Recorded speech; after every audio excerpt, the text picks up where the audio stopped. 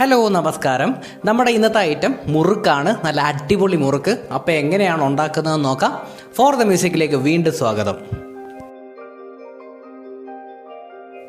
നമുക്ക് ആദ്യം വേണ്ടത് ഒരു വലിയ കപ്പിൻ്റെ പകുതിയോളം അരിപ്പൊടിയാണ്. പിന്നെ വേണ്ടത് ഉഴുന്നുപൊടി ഒരു ചെറിയ കപ്പിൽ. ഇനി നമുക്ക് വേണ്ടത് 1.5 ഗ്ലാസ് തേങ്ങാപ്പാലാണ്. അതിനായിട്ട് നമ്മൾ ഒരു തേങ്ങയാണ് ഇവിടെ എടുത്തിട്ടുള്ളത്. നമ്മൾ 1.5 ഗ്ലാസ് തേങ്ങാപ്പാൽ എടുത്തിട്ടുണ്ട്. ഇനി നമ്മൾ അരിപ്പൊടി എടുത്തു വെച്ചിരിക്കുന്ന ബൗളിലോട്ട് ഉഴുന്നുപൊടി ഇട്ട് കൊടുക്കാം. ഇനി അതിലേക്ക് 1 ടീസ്പൂൺ ഉപ്പും 2 ടീസ്പൂൺ എള്ളും നമ്മൾ എടുത്തു വെച്ചിരിക്കുന്ന 1.5 ഗ്ലാസ് തേങ്ങാപ്പാലും കൂടെ ചേർത്ത് നല്ലതുപോലെ ഒന്ന് മിക്സ് ചെയ്തെടുക്കണം.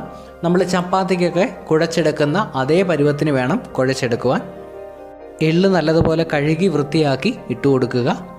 അപ്പോൾ ഒന്നുകൂടെ പറയാം, ഒരു വലിയ കപ്പിൻ്റെ പകുതിയോളം അരിപ്പൊടി എടുത്ത് അതിലേക്കൊരു ചെറിയ കപ്പ് ഉഴുന്നുപൊടി ചേർത്ത് 1 ടീസ്പൂൺ ഉപ്പും 2 ടീസ്പൂൺ എള്ളും 1.5 ഗ്ലാസ് തേങ്ങാപ്പാലും കൂടെ ചേർത്ത് നല്ലതുപോലെ മിക്സ് ചെയ്ത് ചപ്പാത്തിക്ക് കുഴയ്ക്കുന്ന പരുവത്തിന് കുഴച്ചെടുക്കണം.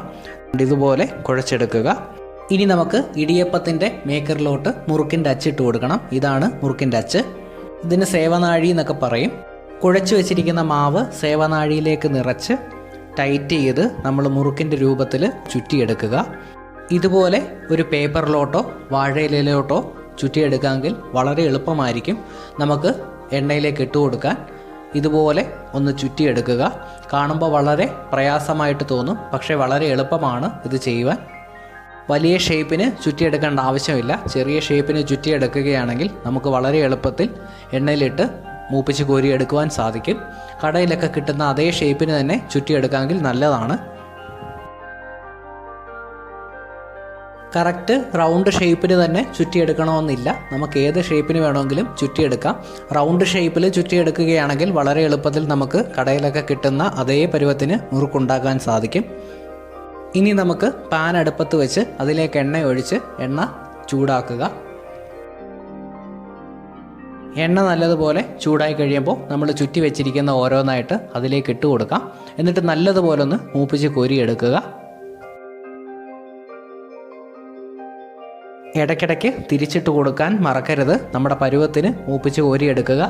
നമ്മുടേതൊരു ചെറിയ പാനായതുകൊണ്ട് 2 എണ്ണം വെച്ചാണ് ഇട്ട് കൊടുത്തിരിക്കുന്നത്. അപ്പോൾ നമ്മൾ ആദ്യം ഇട്ട് കൊടുത്തത് റെഡിയായി കിട്ടിയിട്ടുണ്ട്. ഇനി നമുക്ക് ഓരോന്നായിട്ട് എണ്ണയിലേക്ക് ഇട്ട് കൊടുത്ത് മൂപ്പിച്ച് കോരിയെടുക്കണം. ഓരോന്നായിട്ട് എണ്ണയിലിട്ട് മൂപ്പിച്ച് കോരി എടുത്തിട്ടുണ്ട്. അങ്ങനെ നമ്മളെ കംപ്ലീറ്റ് മുറുക്കും നമ്മൾ റെഡിയാക്കി എടുത്തിട്ടുണ്ട്. വളരെ എളുപ്പത്തിൽ സ്വാദിഷ്ടമായ മുറുക്ക് നമുക്ക് വീട്ടിൽ തന്നെ സിമ്പിളായിട്ട് ഉണ്ടാക്കാം. കുട്ടികൾക്കും മുതിർന്നവർക്കും ഒരുപോലെ ഇഷ്ടപ്പെടുന്നതാണ് ഈ പലഹാരം. അപ്പം നിങ്ങൾക്ക് ഈ വീഡിയോ ഇഷ്ടപ്പെട്ടെന്ന് കരുതുന്നു. ഇഷ്ടപ്പെട്ടാൽ ലൈക്ക് ചെയ്യാൻ മറക്കരുത്. ഒപ്പം നമ്മുടെ ചാനൽ കൂടി സബ്സ്ക്രൈബ് ചെയ്യുക. ഒപ്പം കാണുന്ന നോട്ടിഫിക്കേഷൻ ബെല്ലമർത്താനും മറക്കരുത്. നിങ്ങൾ തരുന്ന വലിയൊരു സപ്പോർട്ടിന് ഒരുപാട് നന്ദി. നമുക്ക് വീണ്ടും കാണാം.